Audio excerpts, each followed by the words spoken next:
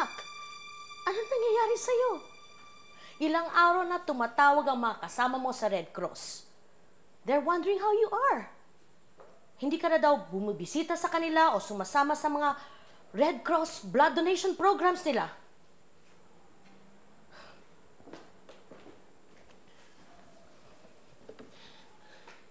Ano man nangyayari sa'yo, anak? Kailangan na ang tulong mo. At saka yung mga taong inimbitahan mo para tumulong sa Red Cross, hinahanap ka na. Mama, ayoko nang tumulong. Bakit? What happened? Dahil sa isip ng marami, Mama. Hindi bukal sa kalooban ko ang ginagawa ko. Dahil sa tingin nila, ginagamit ko lamang ito para lalong sumikat bilang isang artista. Kahit na anong gawin ko, Mama.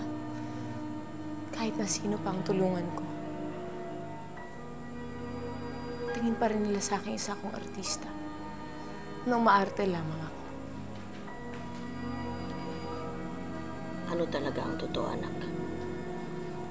Mama, kahit kailan wala akong ginawang para sa akin. Kung may nakukuha man ako dito, yun ay ang kaligayahan na makita kong gumagaan ang buhay ng mga natutulungan ko na nababawasan ang paghihirap nila. Kung ganon, hindi mahalaga kung ano man sabihin ng iba. Ang dami mo nang tinulungan. Anak, ang dami nang umaasa sa tulong mo. Kaya, my advice is, tuparin mo ang obligasyon mo. Pagsubok lang ito, anak. Kung susuko ka, parang sinasabi mo na rin na hindi bukal sa kalooban mo ang tumulong. Kaya ipagpatuloy mo yung ginagawa mo. Hayaan mo. Diyos lang ang huhusga kung totoo man ito o hindi.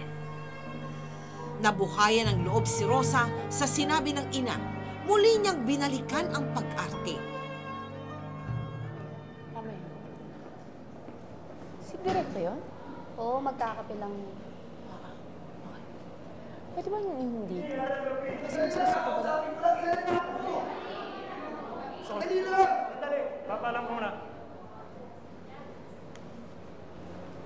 Ano yun? Ma'am, may isa pong lalaking nagpupumilit pumasok. Kakilala niyo raw po. Papapasokin ko po ba? Ay nako, Rosa. Huwag mong pansinin niyan, baka tagahanga mo na nangihingi ng tulong. Sige, papasukin. Sandali lang po. Pasok ko na, ma'am. Anong ginagawa mo dito? Patawarin niyo po ako sa nagawa ko. Kailangan ko po tulong niyo. Nasa ospital po ang anak ko. Maluba po ang kalagayan niya. Sabi po ng doktor, kapag hindi siya naoperahan, maaari siyang mamatay. Wala po akong pambayad sa operasyon. Mahal na mahal ko po ang anak ko. Hindi mo kailangan lumuhod. Tumayo ka. Hindi ako Diyos.